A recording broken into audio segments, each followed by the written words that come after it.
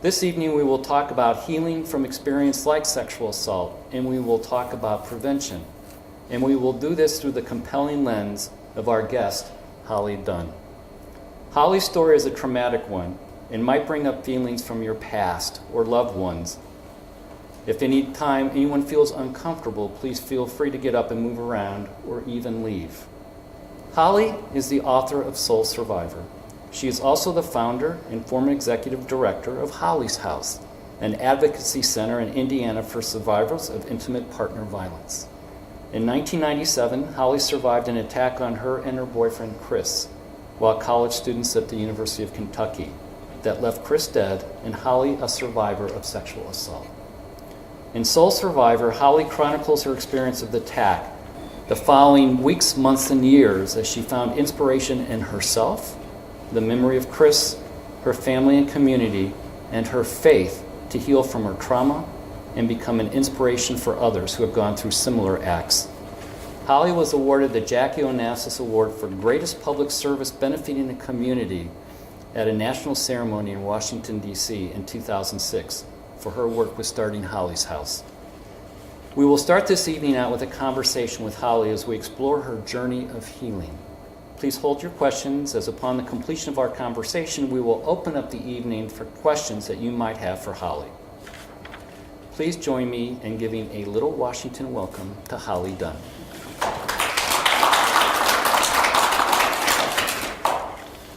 Thank you.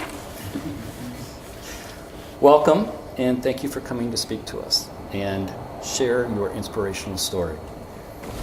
Our conversation this evening is not one that you can have or easily slide into without some or many, even yourself, confronting their past or being apprehensive about the future. I think your story is one that so many of us can see ourselves in, even if our pasts are different, or our experiences maybe not the same.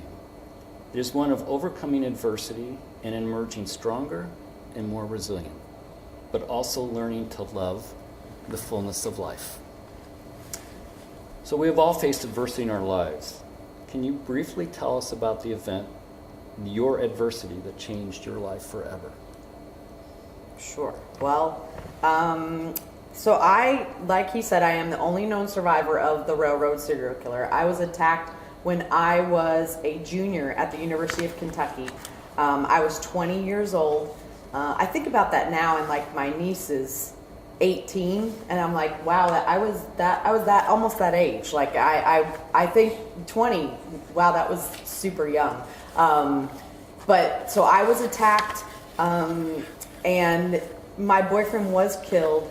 I have,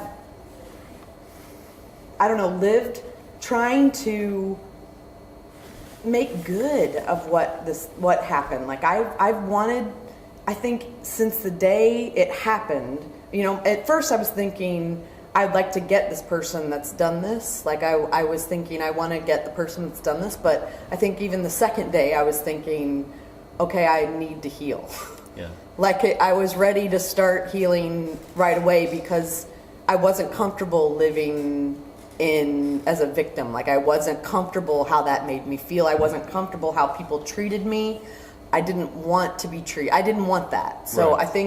I think for me it was quick that I wanted to live as a survivor and start healing.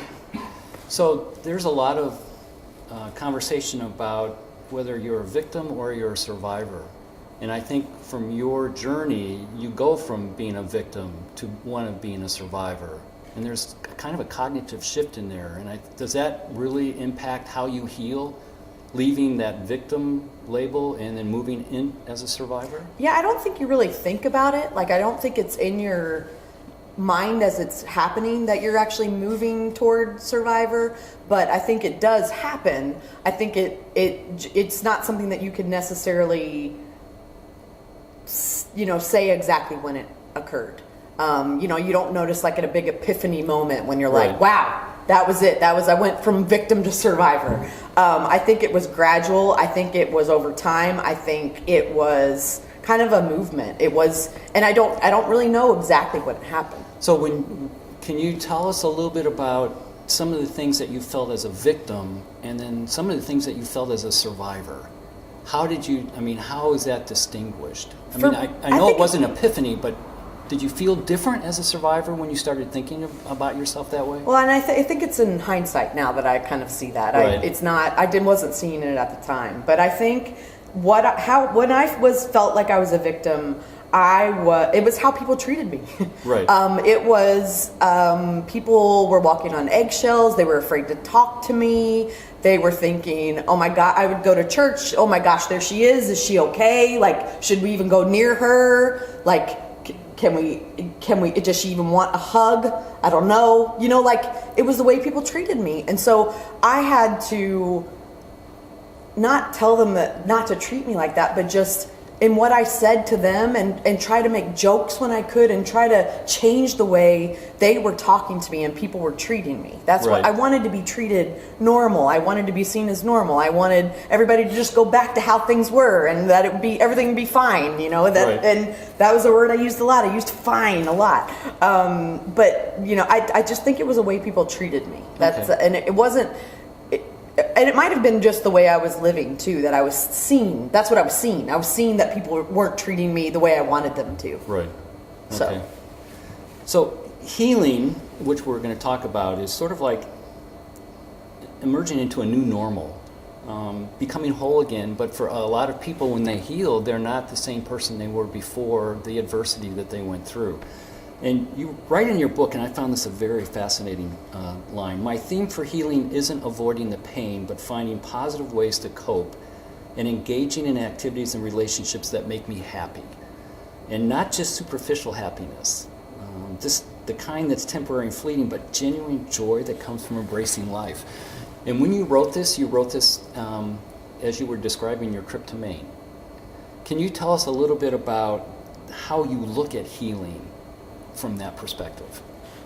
Well, you know, I see it as, I mean, for me, traveling to Maine was somewhere that my boyfriend, Chris, who passed away, that was somewhere that he loved.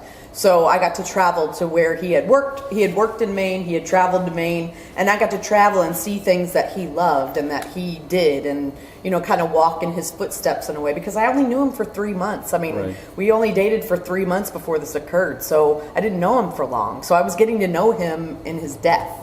And for me, that was tremendously healing because, you know, I was not only healing from the sexual assault, from myself almost dying, I was dealing with Chris dying, and my mind let me heal from things as it could. Like I dealt with Chris dying first, and I dealt with the rape second. I dealt with myself almost dying, I think, last. I just dealt with things as I could, and my mind let me do that. I think that was what was amazing, is that my mind didn't let me be overwhelmed.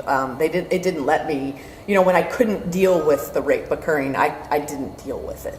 I think that I kind of compartmentalized what I needed to heal from. So when you were healing in that trip for Maine, and that probably wasn't the first time that you felt like you were healing, but it seemed to me as I read through the book that at that point in time, that trip sort of liberated you from some of the things that you had been experiencing before that. Was that a turning point in your life? I do think it was a moment of knowing joy that I hadn't known before. I think it was a moment of kind of just realizing, enjoying life. Like it was, you know, there, and I, you know, Chris had said to me while we were dating, when he was in Maine, like, I have no concept of time. I don't really know, you know, like I'm losing track of everything here because it's that calming, it's that wonderful. Right. And so I got that sense, like I got the sense of how wonderful it was and how calming it was and how just beautiful it was. And I think, you know, I do think that trip kind of helped me to realize that I wanted those things in my life. I wanted happiness. I wanted joy. I wanted to feel that way because it felt good. It felt good to know that I was allowed to feel that way again. So you almost gave your permission. You Right. gave yourself permission to do that, right?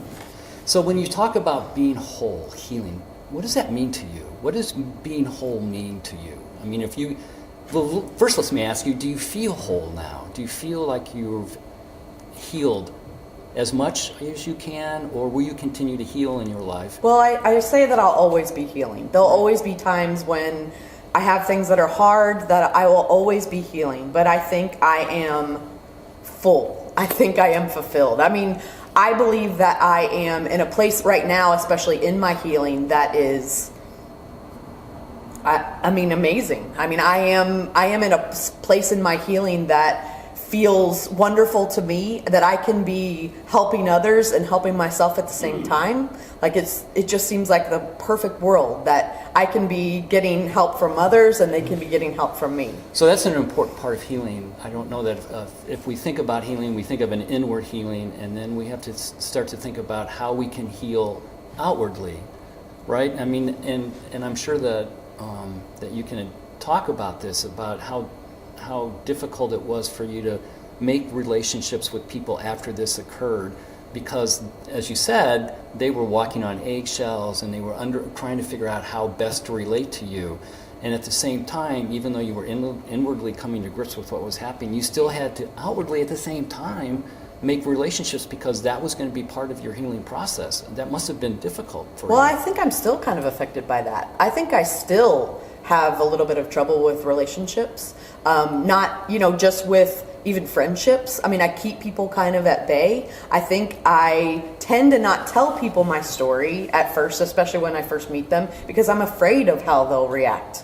And so if somebody can meet me and get to know me without knowing that this happened, that happens a lot where I work out, that people will work out with me and they have no idea, because you're working out. You don't talk Right. about hard stuff.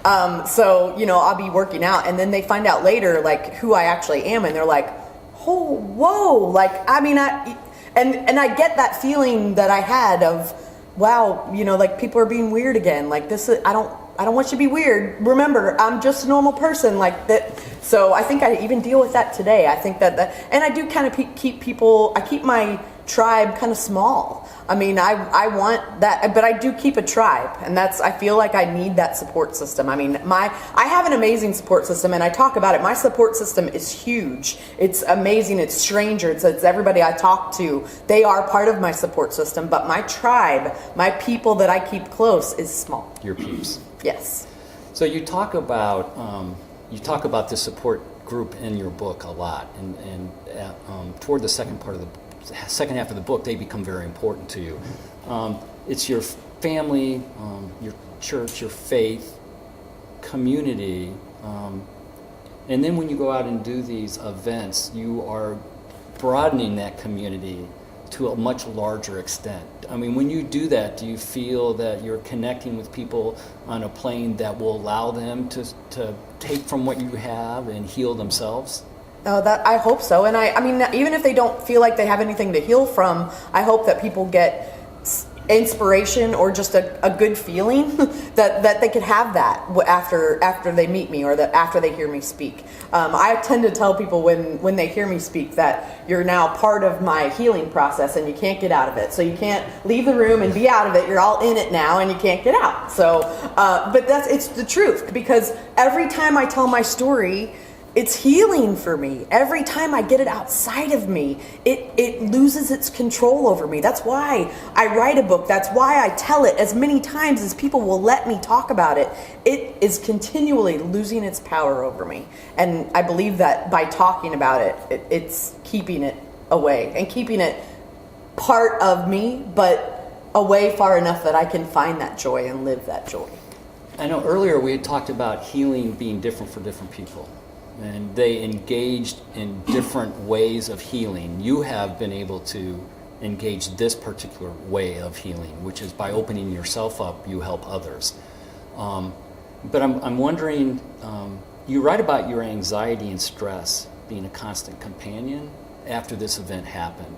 And it really mirrors kind of the PTSD that veterans feel. And it was interesting about the anxiety you felt around railroad tracks. Can you talk a little bit about that? Yeah, well, railroad tracks were a big trigger for me. Like, and I can say that now. I didn't know it then, but railroad tracks were a big trigger for me. Just hearing the sound of a train was a big trigger for me. And literally hearing the sound of a train, even if I was driving or driving over railroad tracks, I could shut down. I literally would shut down. I couldn't breathe. I was breaking out in a cold sweat. I couldn't talk. I mean, it was so frightening to me to just drive over railroad tracks. I'd have to stop the car. Like, and I'm from Indiana. There are lots of railroad tracks. I'm sure they're all around here too. You can't avoid railroad tracks. You can't drive and avoid them, because I tried. So I'm just telling you now, if you ever want to try to avoid them, you can't.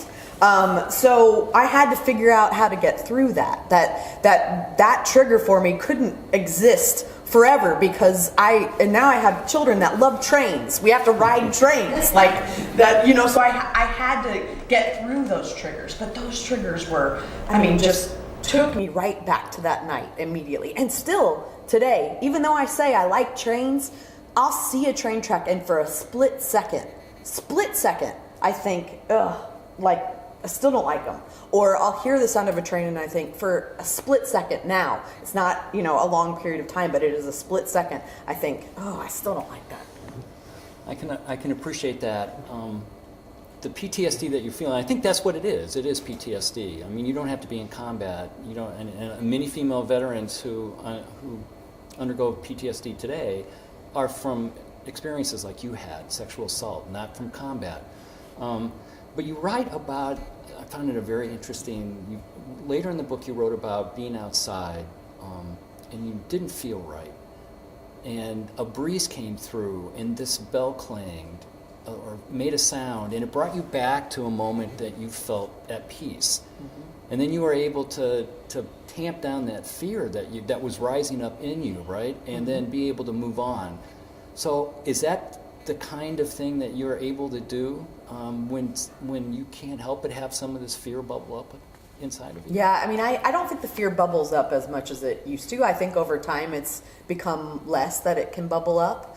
But I think now I'm able to, if fear and anxiety does start to bubble up, I'm just able to do some breathing or do something that can kind of take me out of it. It doesn't have to be the wind that makes a bell ring, something that it may not happen that often. Right. So I can, yes, but I can now with time help those feelings. I still have them. That's, I even though, yes, I'm in this great place of I'm able to write a book, I'm able to talk about what happened, I still have those bad days. I still have days that I don't want to get out of bed, that I cry, that I don't want to be in my life. Because it's hard. Mm-hmm. So I still have those days, and on those days I just do a lot of self-care.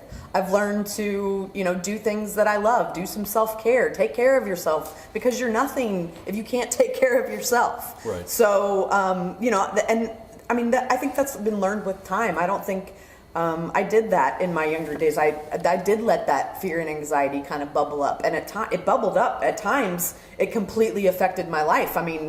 I think at the throes of when I was really had my PTSD that was affecting me greatly was when I wasn't dealing with the fact that I had been raped. I was avoiding it. Right. And so, but I was purposefully avoiding it. I didn't really realize I was doing that, but I was. And I started, I was still in school, so I started not going to class. I started failing all my classes and staying in bed all day long and sleeping all day long, and just things that weren't normal for me. And so, I'm sure I had friends that were like, what is up with you? What's wrong with you? And I knew that something was wrong, but I didn't know what was wrong. I'm like, what's going on? Like, why all of a sudden? And that was the other thing. Outwardly, I was fine. Like, I'm strong. I was fine. I'm strong. I can tell everybody I'm fine. I hid it very well that anything was wrong, except for when you start failing school, your parents kind of say, what's going on? We're not going to pay for college anymore. So there were other factors that were coming in so I had to deal with it. But I think that's when my PTSD was at its worst, was when I was avoiding dealing with being raped. And it affected me outwardly. It affected me in ways that I didn't even know what was happening. So people in your that have your experiences that have gone through that, unfortunately, many turn to drugs, to alcohol, eating disorders, self-harm, behaviors that take them further down the path that they shouldn't be going down. Can you tell us a little bit about how you see that in yourself? I mean, were those ever any avenues that you might have chosen given what had happened to you? And if so, how did you manage to circumvent them or to navigate around them? I think that's very easy to choose those things because you want to numb yourself. You want to, you want to make it stop. And the way to do it is by drinking a lot or by doing drugs, something to numb yourself. Or an eating disorder or cutting, those kinds of things. It's just control. You're in control. Then when you do that, you're in control and you want that control. I think I was very lucky. Part of it. I mean, I was very blessed that I didn't choose those routes. I think I did choose a route of, I didn't participate in like the safest activities, I mean, I kind of felt invincible. I was like, if you send me this horrible thing that happened, what else can you do? Like, this is the worst thing that could happen. Like, what else is going to happen if I go out late at night, or if I wear this, or if I, do anything? What's going to happen next? That's not a good way to live either. You shouldn't, just live that carefree. Like, I mean, I thought I was still invincible. So in some ways, you were still mimicking some of those behaviors because at the root of those, drugs or alcohol or even eating disorder is that control, right? But it's also that sense of, what else is left, right? Mm-hmm. And so that's why not do these kinds of things. So how did you said you were kind of lucky. I mean, how did you manage to stay away from those? I mean, was it perseverance? Was it your family that helped?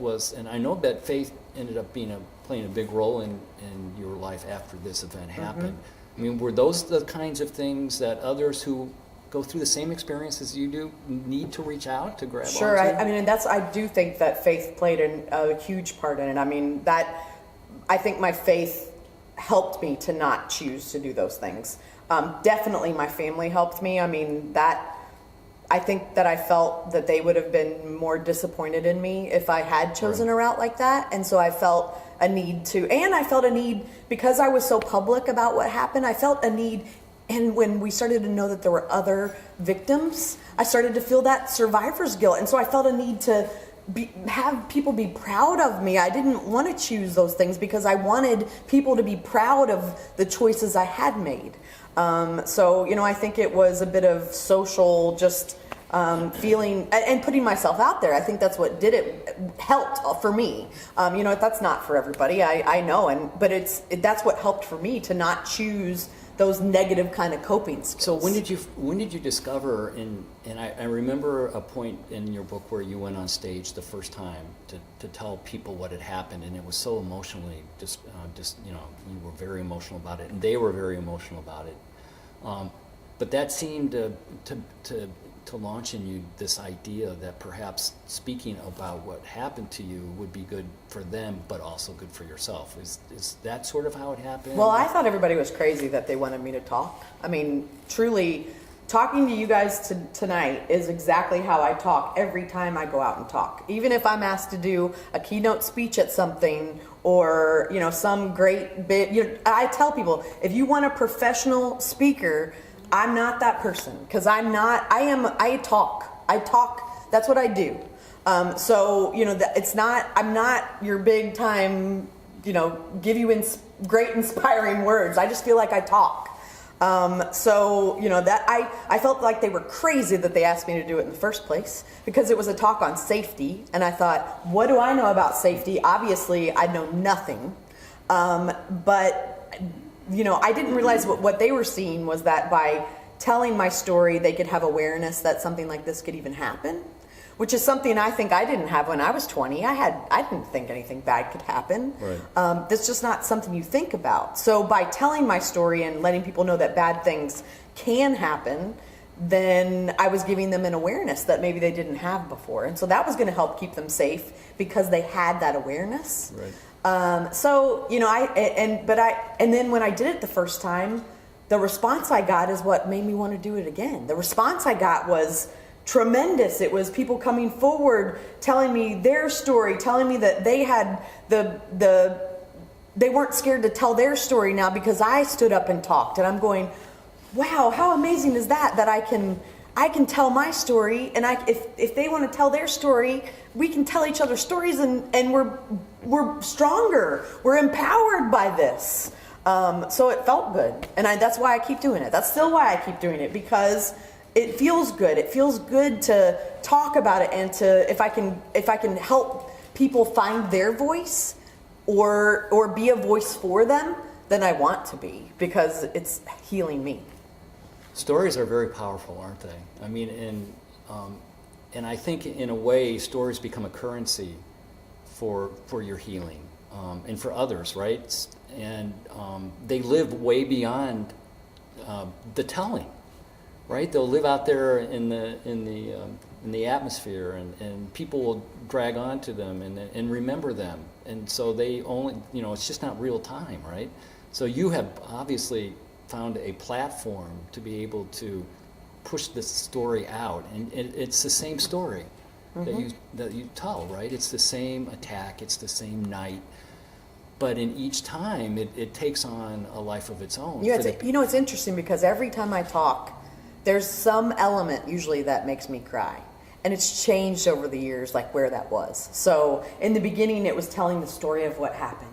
And it was so hard to tell the story of what happened, and I would cry through it. Then it was talking about my support system, because my support system was amazing, and they would, I would get teary-eyed when I talked about them. Now it's my kids, and I'm only going to mention them right now, because if I start talking about them, I will cry. Like, that's, it's the way, it's amazing over 20 years since this happened, how my story has never changed, but my emotion with the story has grown and changed as time has gone on. Why do you think that is? I think it's just where you are in life. I think it's part of where you are in your healing. I think it's part of where just you are in your journey of life. What's important to you at that time. I think, the actual story of what happened, I've kind of let it go. My attacker was actually executed, and so I got to kind of let the story go with him. I mean, I can now tell the story, but it's like I'm triumphant. I have this amazing life, and I'm happy, and I feel like I'm triumphant. I feel like I beat you because I survived, and I'm living this great life. True, but in the end of your book, you say that you also forgave your. Mm-hmm. Yes. So, and I know that must have been a very, again, another liberating experience for you to be able to. In fact, you write about how liberating that was. Can you talk to us about that? Well, I think forgiveness is for you. It's not for the person that you're forgiving. So really, I found that forgiveness for me was releasing for me. Like that, it felt good. And so, but forgiveness for me was important because of my faith, and then because it helped my story to lose control again. Like it was losing control over me by forgiving him and saying that, I forgive you. Do you have a hard time when you tell people that, getting people to understand that? Oh, I think so. I mean, I think my story is hard to understand for a lot of people because they can't, yes, they can see elements of their life in my story, but I can't tell you how many times people come up to me and they say, well, this happened to me, but it's not anywhere near as bad as what happened to you. And I'm going, no, what happened to you is just as important because it happened to you. Mm-hmm. Like that's your story. And when you went through that, it was awful. And it's just as bad as my story because that's your story. There's a field of neuropsychology, and there's a neuropsychology of trauma, and this field explores how your brain actually changes due to the trauma that you go through. It affects your verbal memory, your learning, the way that you can talk and process things. It can even just affect how your brain is wired overall. Do you feel that? Oh yeah.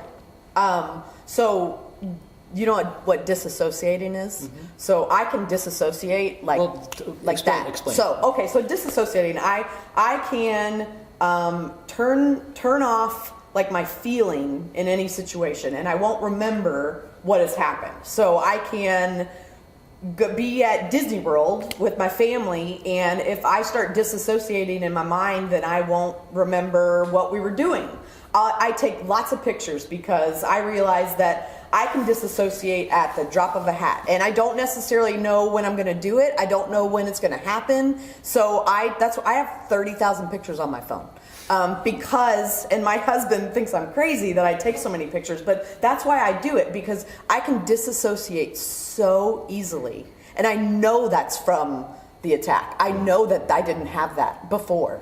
And so I just have to be careful. I try to recognize now before it's happening. I try to realize signs that I might see in myself or changes in behavior that may cause that disassociating to happen. But that's like my defense mechanism. So you've been able to build these kinds of warnings into your behavior so that you are prepared for these kinds of things, or at least as much as you possibly can be, right? Mm-hmm. Which is why you have 30,000 pictures on your camera. Right, and that because I don't want to forget.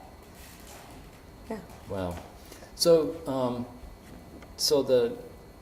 you went through your college education and you got your master's. You worked with your father's company for a while, and then something happened.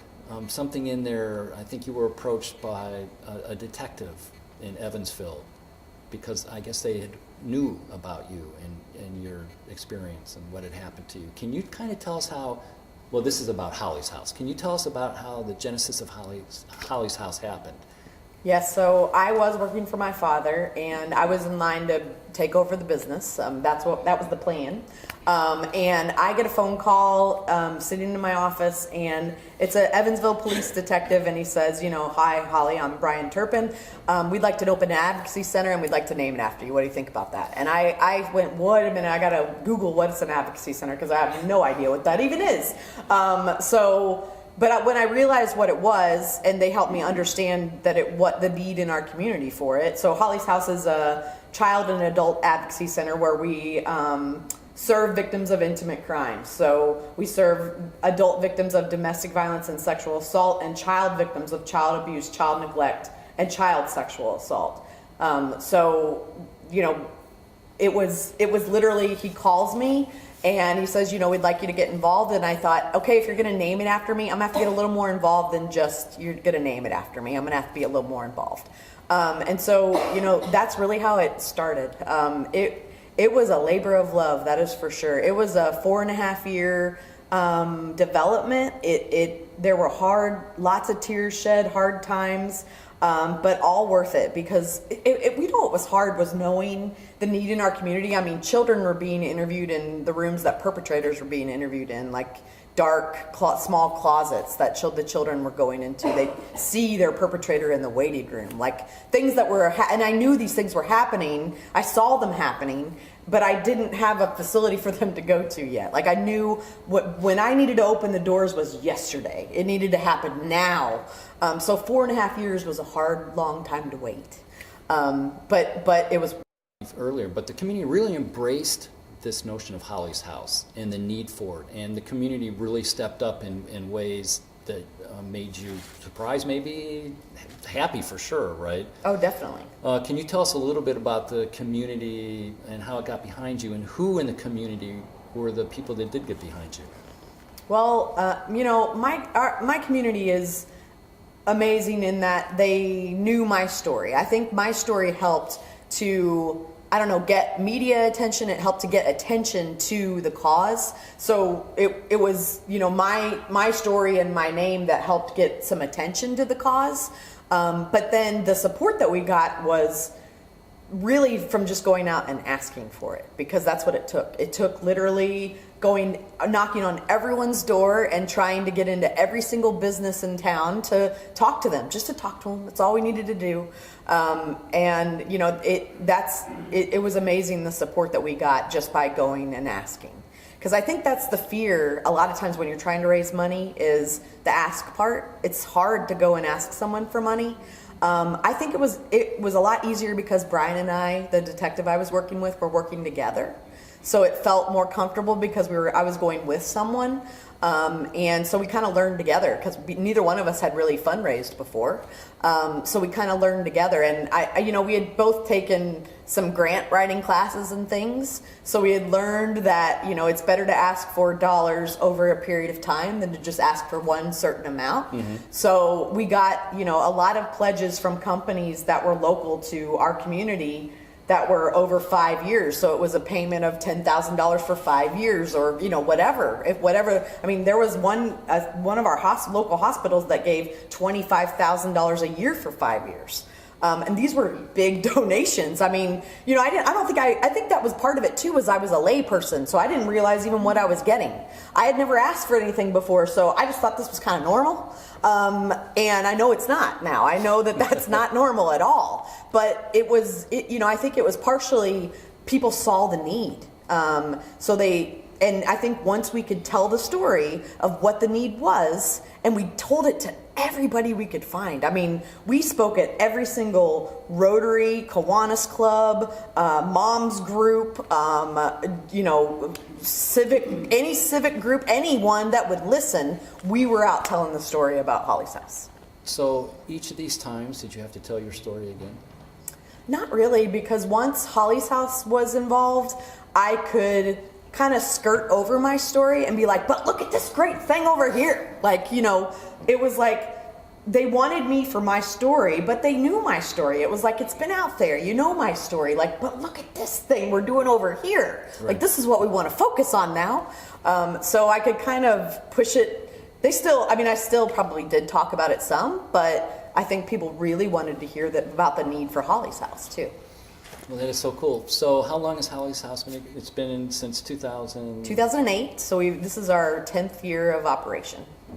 And can you tell us about some of the people that work with you? I mean, it's a house for an advocacy for children, but the local police actually work in your building, which yes. is a very interesting arrangement. Can you say that? Yeah, I mean, our house, it's called Holly's House, but it's non-residential, so we don't have anyone that actually stays at Holly's House. But we do have the Evansville Police Department, their sexual violence unit. So those detectives that work in the sexual violence unit, their offices are actually at Holly's House. So we have that police presence there. First of all, if we ever have any problems with perpetrators at Holly's House, I can go get a police officer and be like, go take care of that person, because we don't allow any perpetrators even on the property. Right. So it's nice to have that police presence for safety reasons too.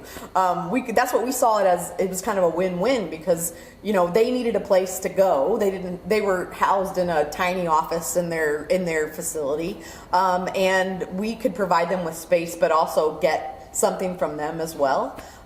So, you know, yes, we have our prevention team that works to prevent these crimes from happening, that teaches in all of our schools. They teach a program called Think First, Stay Safe. Right. And that program, you know, teaches kids in kindergarten through 6th grade the lures that predators use to try to perpetrate on them. So what that program teaches kids is not only body safety, but internet safety and bullying. It talks about all those things, but you're teaching it as little as kindergarten and through 6th grade. A lot of people go, oh my gosh, you're talking about some things that you shouldn't be telling a kindergartner.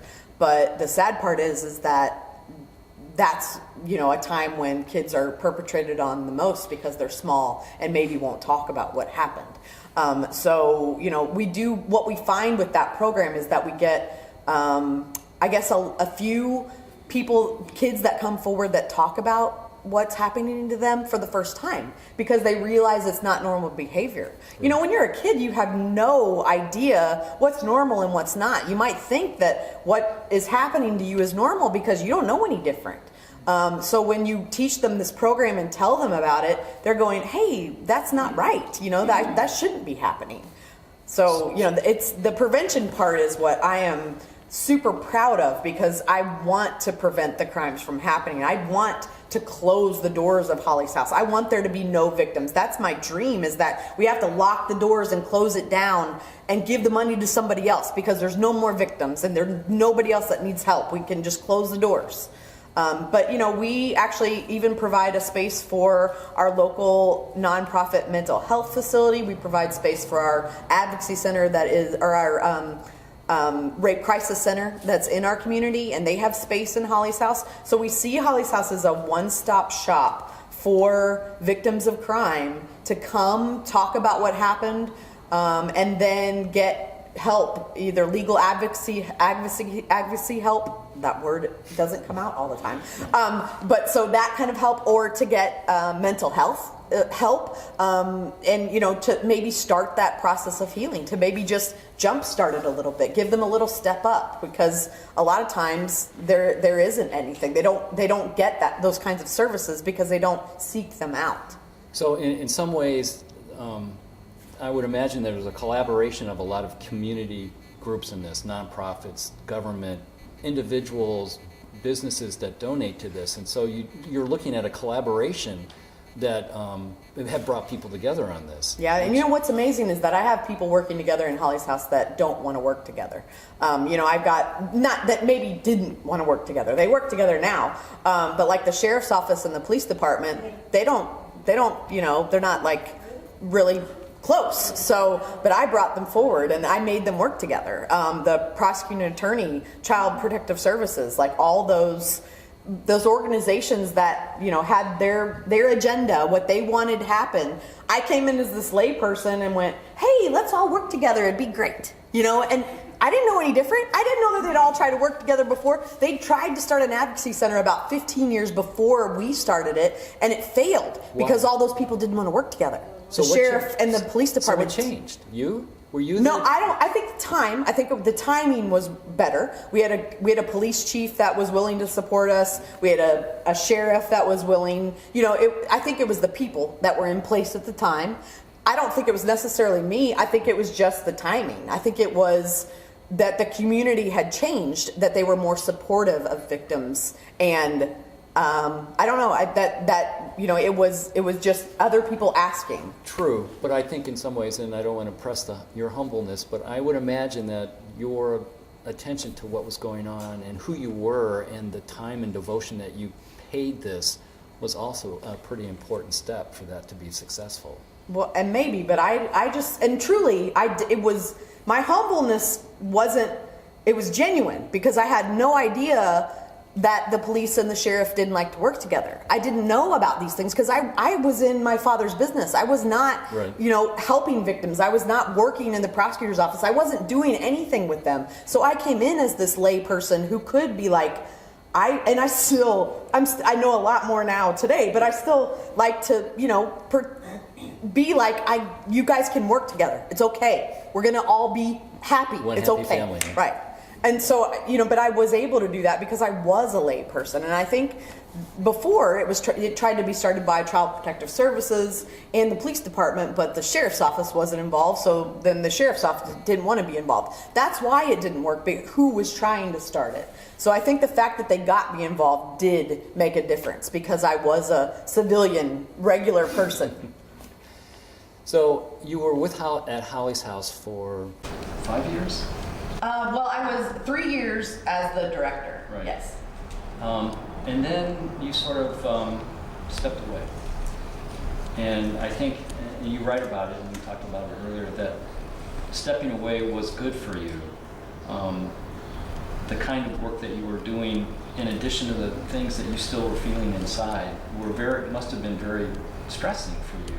Mm-hmm. Can you talk a little bit about that? Well, working every day in the facility once the doors opened was hard because I was the Holly on the building. Like, they didn't think that Holly actually existed. So there I was in an office, like I felt like I was kind of an aquarium. Like, there she is. And so people would ask, like, especially the kids, they'd be like, so you live here? This is your house? Like, and just the questions I got were hard. Like the people, the stories I heard every day. I got to where I was a forensic interviewer. I was actually trained as a forensic interviewer, which is the person who talks to the kids to try to get them to disclose what happened. And I did about 6 interviews before I left, and in every single interview I got a disclosure. The kid told me what happened, but I think that those interviews kind of did me in, because hearing those stories every day, being in that realm every day, was hard on me. Like it brought forward all these things that I had tried to just push away, and it may have even brought what you would call my PTSD symptoms back. I mean, I started to feel that anxiety, that those, just that my life was not, I wasn't in control of it. It was going out of control again. And so, when I was able to step away, I felt like this is better for me. It's better for Holly's House. It's better for everybody, because I'm not going to be that director, that founder who founds the organization and then can't let it go. And then I'm leaving it in a great spot because we are 100% debt free and we've got money coming in the next 5 years. So if you get a director in here who doesn't raise money for 5 years, you're still going to be okay. I felt like I'm leaving you in a good place, and I needed to do it for my health, like for me.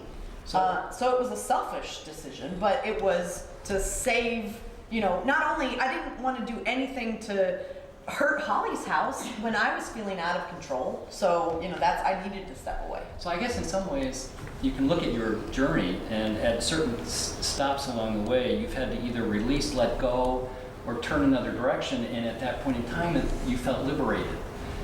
And so, you did the same when you forgave your assailant. And now at the time you're stepping away from Holly's House, it sort of was liberating for you. You were able to shut a door and move in another direction.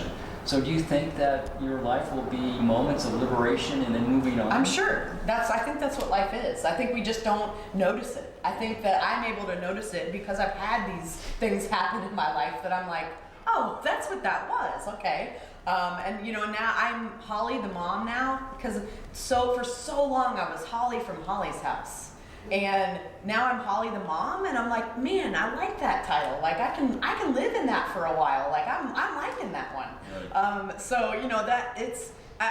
It is liberating to be able to kind of reinvent myself as Holly the mom now, right, and see where I fit in that. Because my story is still part of it. Obviously, that's my book. Coming out now, I am Holly the mom when this book comes out. So how does Holly the mom mesh with Holly the survivor?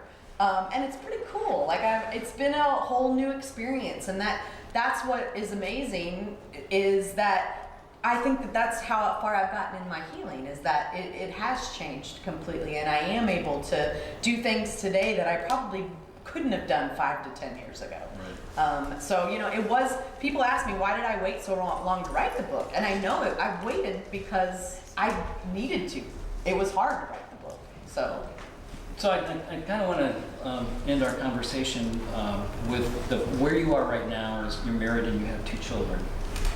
And that relationship was a difficult relationship for you as your experience progressed. And you wrote about how difficult it was for that relationship to gel because of the kinds of things that you went through. But now at the end of the journey, you're married and you have 2 kids. Can you tell us a little bit about how you were able to, or how that relationship developed and how difficult that might have been for you and for your husband? Yeah, there was, I think what was the difficult part was that I had a lot of healing to do. And I felt like I couldn't do it with him. When we were dating 20 years ago, I felt like I couldn't do it with him. I needed to do it myself. And so I broke his heart, which was, I'm sure hard. We were 20 though, like what were we gonna do, get married? We're 20. He was the first guy I dated after the attack. And it was timing. I needed to heal. And then when I realized that I had probably made a mistake because I really liked him, he didn't want anything to do with me. So it became a game of cat and mouse, timing, those kinds of things that, but there was always that love. There was always something there. That's what he called it. He called it, there's something there. When I write people off, I normally write them off, but with you, I don't know what it is, there's something there. So there was always something there. It was just timing. And it took the time for our relationship to get to where we were both like, okay, we do want to be together. Mm-hmm. And I think every relationship goes through that. Ours is just interesting because I didn't meet him until after the attack. So he only knows me after the attack. He doesn't know me pre-attack. And so, I think that I've had, because I feel like I've changed in my healing and in how I deal with things, and he's had to kind of adapt. And be forgiving, very forgiving, and very understanding. And I mean, I've done the same with him. Neither one of us are perfect, but we've grown together. We've changed together, and that's what's kept us together. We've been married 13 years this year, and you know, I couldn't do it without him. I could not have written this book without him. I need that support system. I need it, especially at home. You know, I need that constant support system, and he is that. Well, that is so cool. That is very cool. Well, thank you for coming this far and for talking to us. I really enjoyed it. You are an amazing woman, and your story is an inspiration for everybody. So thank you for that. Yeah, thank you. Thanks for having me. So let's